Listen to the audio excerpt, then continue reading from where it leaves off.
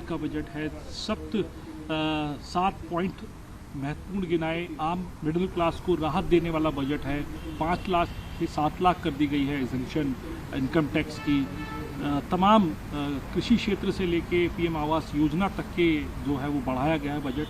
कांग्रेस किस तरीके से देखती है, आप इसे किस तरीके से बजट बताते हैं? देखिए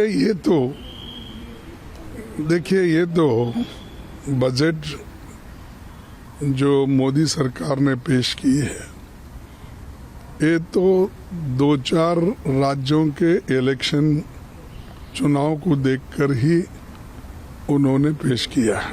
तो ये तो इलेक्शन स्पीच है और वो इलेक्शन स्पीच 15 दिन पहले से ही शुरू किए हैं और उनकी जो बातें बाहर उन्होंने कही है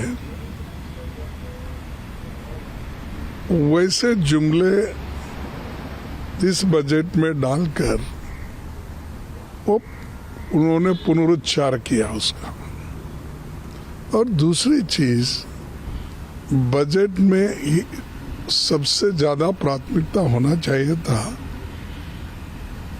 जो आज इन्फ्लेशन बढ़ रहा है, महंगाई बढ़ रही है, उसको कंट्रोल कैसा किया जाए वो उसमें नहीं है। और जो आज अनएम्प्लॉयड यूथ है उनके नौकरी के लिए एम्प्लॉयमेंट देने की बात उन्होंने नहीं कही। हालांकि पहले तो उन्होंने ही कहा था कि हमने हर साल 2 करोड़ नौकरियां हमारे युवाओं को देंगे। तो उनके 18 करोड़ नौकरियां कहाँ हैं? उसके लिए कौन सा बजट है? तीसरा, जो सरकारी वैकेंसीज है वो भरने के लिए भी उन्होंने इसमें कुछ नहीं कहा। और जो 30 लाख वैकेंसीज भरना है उसके लिए तो बजट का प्राविधान होना चाहिए, वो भी इसमें नहीं है। उसके अलावा गरीबों के लिए जो हमेशा पहले से आता था, उनको जरा नरेगा के लिए जरा वो बहुत ही पॉपुलर स्कीम रहने की वजह से रूरल के हमारे किसान मजदूर को उसका लाभ होता है। उसके लिए उन्होंने इसको बहुत अलग दृष्टि से देखा था। लेकिन आज के बजट में पहले जो 90,000 करोड़ था, 90,000 करोड़, उसको घटाकर उन्होंने 60,000 करोड़ कर दिया है। तो गरीबों के लिए भी कुछ नहीं है, अनएम्प्लॉयड के लिए कुछ नहीं है, महंगाई कंट्रोल करने के लिए भी कुछ नहीं है। ये चीजें तो एक तरफ है। दूसरी तरफ जो रूरल में वहाँ भी अनएम्प्लॉयमेंट है, डिस्ट्रेस है, लेकिन अर्बन युवकों के लिए नरेगा जैसी योजना लाने की बात पहले भी उन्होंने की थी, उसका भी कोई इसमें जिक्र नहीं है। और किसानों का जो उनका जो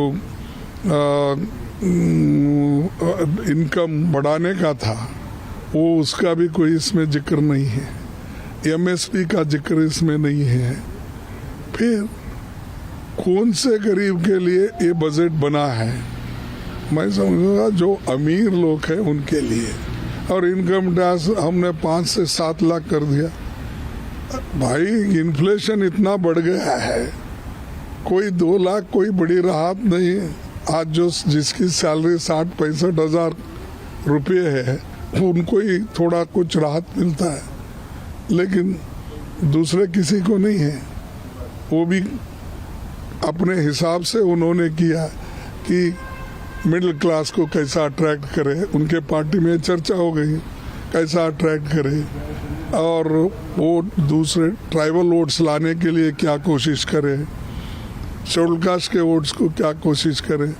जो ये इलेक्शन स्ट्रेटेजी करके उसके तहत जो उनको फायदेमंद होगा उसी के तरफ ध्यान दिए हैं।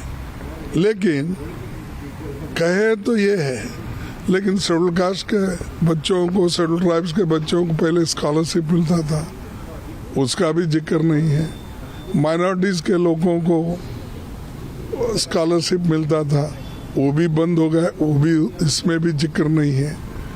और बहुत सी चीज़ें उन्होंने ऐसी कही है कि हमने इतने कॉलेज भी बना रहे, वो बनाए फलाना मेडिकल कॉलेज।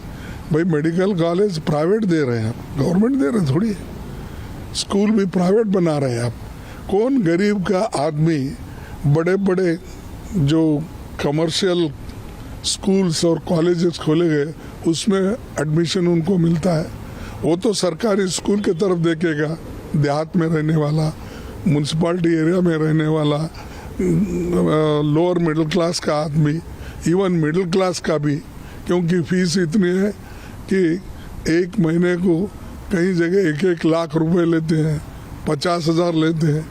तो ये जो आपने मिडिल क्लास के लिए इनकम टैक्स का राहत हम दिलाए कहते हैं, उसका बच्चा भी प्राइवेट स्कूल में पढ़ नहीं सकता। तो ये सारी चीज़ें, ये सारी मुद्दे हैं और इसको नज़रअंदाज किया गया है। और इनइक्वालिटी की बात, इनकम इनइक्वालिटी इतनी बढ़ रही, रोज पर रोज गरीब गरीब होते जा रहा, अमीर अमीर होते जा रहा। और हिडनबर्ग का रिपोर्ट अगर आप देखते हैं वो चौंकाने वाले हैं कि हम नहीं कह रहे, हम कहे तो वो बोलते थे हमेशा ये कांग्रेस वाले कुछ ना कुछ देश को बदनाम करने के लिए, यहाँ इन्वेस्टमेंट नहीं आना उसको रोकने के लिए बात। हमने नहीं, है तो प्राइवेट वाले हैं, डालो डिफेमेशन केस, कहो। उन्होंने तो जोर, उन्होंने कहा कि हाँ हमने कहा है, हम सबूत दिलाएंगे इसका, हम फाइट करेंगे, आप करो कुछ भी, उन्होंने कहा। तो इसका मतलब ये है कि गरीबों का पैसा कहाँ है? LIC में है, अपने बच्चों की पॉलिसी करता है, एजुकेशन पॉलिसी कराता है, खुद की पॉलिसी करता है, घर के लोगों की पॉलिसी करता है। उस जितने भी पॉलिसी होल्डर है उनके पैसे हैं और वो पैसे उन्होंने, एक व्यक्ति जो उनका बहुत चाहता है, अडानी, वो उसके कंपनी में बहुत अटके हैं। कम से कम 87,000 करोड़ गवर्नमेंट का पैसा उनके इन्वेस्टमेंट में गया है। क्या दूसरों को उतना ही दे रहे हैं आप? मुद्रा योजना में क्या हुआ तो उतना ही दिए है। देखिए ऐसे आप कितने दिन झूठ बोलेंगे? और तुम्हारी बजट जो है ये अमीर है उनके लिए ही है, और जो इस गरीब को आप ना किसान को देखे, ना गरीब मजदूर को देखे, ना SC ST के बच्चों को स्कॉलरशिप देने का देखे, ना एजुकेशन का। आप तो एजुकेशन और हेल्थ को तो फंड बढ़ाना चाहिए था, पहले तो घटाते आए, अब थोड़ा बढ़ाए। यानी मार्केट में जब लोग जाते हैं तो किसी चीज़ बार्गेनिंग होती है, ये सामान कितने का है, तो वो पहले कहता है कि ये इसका 1,000 रुपये है, नहीं, फिर नहीं होता तो बार्गेन करने वाला पूछता है ये 600 में दो, नहीं होता फिर ना 900। ऐसा ही इनका बार्गेनिंग है कि पहले तो खूब घटाए एजुकेशन में और हेल्थ में, आज थोड़ा सा बढ़ोतरी की है। ये कोई रिलीफ नहीं कंपैरेटिवली जो आज के दाम हैं और फार्माटिकल जो औषध लोग खरीदते हैं।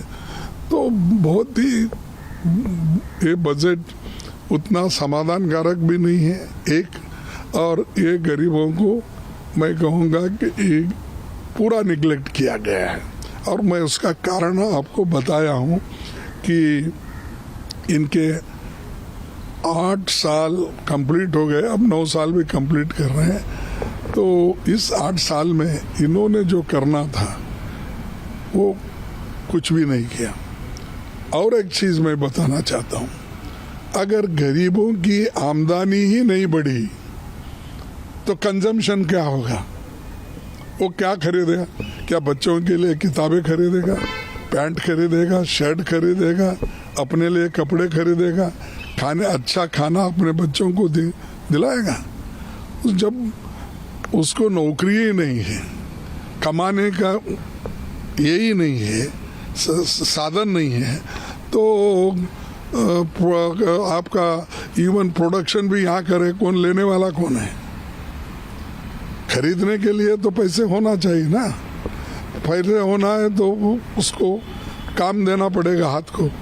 तो ये चीज़ें जो है हम सब कुछ देखे हैं और सुनते, पूरा बजट ये इसका हम कर दिए हैं।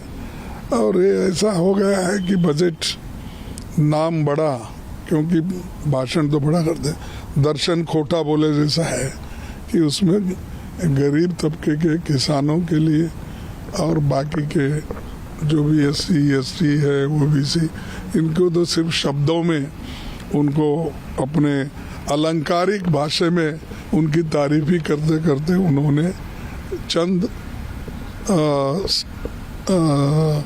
स्टेटमेंट्स बजट में डाला है।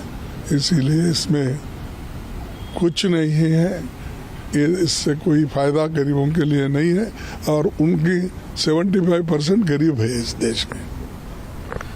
सब प्रधानमंत्री ने भी अलग से संबोधन किया और बताया कि एक अमृतकाल का बजट है, पहला बजट ऐसा है जो आगे फाउंडेशन रखेगा। 7 पॉइंट उन्होंने अपने गिनाए हैं और तमाम जो सरकार की तरफ से जो बड़े मंत्री हैं वो भी इस बात को आगे ले जाके कहने वाले हैं।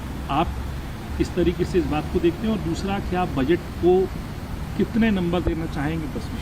अरे नंबर इसका सवाल नहीं, किसी को नंबर देने, नंबर आप गिन लो ना, बेरोजगारी के लिए गिन लो, इन्फ्लेशन के लिए गिन लो, शिक्षण के लिए गिन लो, हेल्थ इसमें गिन लो, नरेगा में गिन लो।